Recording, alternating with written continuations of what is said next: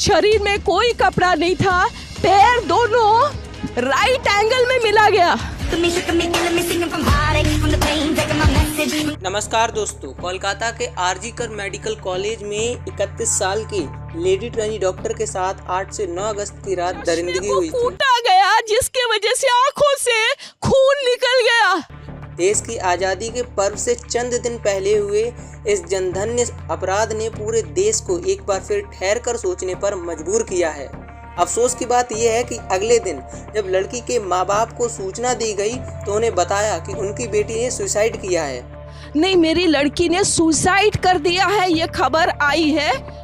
वो दौड़कर medical college पहुंचे। उन्हें 3 घंटे तक उनकी बेटी के पास नहीं जाने दिया। जब वो उनके पास पहुंची तो बेटी आधे कपड़ों में और शरीर पर गहरी चोटों के निशान के साथ डेड मिली। शरीर में कोई कपड़ा नहीं था, पैर दोनों राइट एंगल में मिला गया। कोलकाता पुलिस ने चार्ज लिया, जांच शुरू हुई, रेप की कंफर्मेशन हुई, सुसाइड का झूठा नैरेटिव खत्म हो गया। हाँ, गला दबाकर मारा गया। पोस्टमार्टम रिपोर्ट के खुलासों ने हैवानियत की पूरी कहानी सामने रख दी। बात खबरों के मीडियम से देश के पास पहुंची। हर बार की तरह खूब हंगामा हुआ और अब मामला सीबीआई को सौंप दिया गया है। ये सब कैसे हुआ, कब हुआ, विक्टिम कैसे उस जगह पहुंचा जहां ट्रेनी डॉक्टर मौजूद थी और क्यों किसी को इसकी भनक नहीं लगी, इन सभी के बारे में हमें पता होना चाहिए। डॉक्टर के पेरेंट्स ने कहा कि उसके मर्डर के कुछ घंटे पहले रात को 11:30 बजे उससे बात हुई और वह हमेशा की तरह अच्छे से बात कर रही थी। किसी तरह की दिक्कत परेशानी का अंदेशा नहीं था। पेरेंट्स ने कहा कि अगले दिन 10:53 पे हॉस्पिटल से उन्हें फ़ोन आया जिसमें उन्हें बताया गया कि उनकी बेटी की तबीयत खराब है। करीब 22 मिनट बाद फिर से एक कॉल आती है जिसमें उन्हें बताया जाता है कि आपकी बेटी ने हॉस्पिटल में सुसाइड कर ली है। कोर्ट को बताया गया कि वो तुरंत अस्पताल पहुंच गए थे और उन्हें उनकी बेटी की डेड बॉडी देखने की परमिशन दे दी गई थी।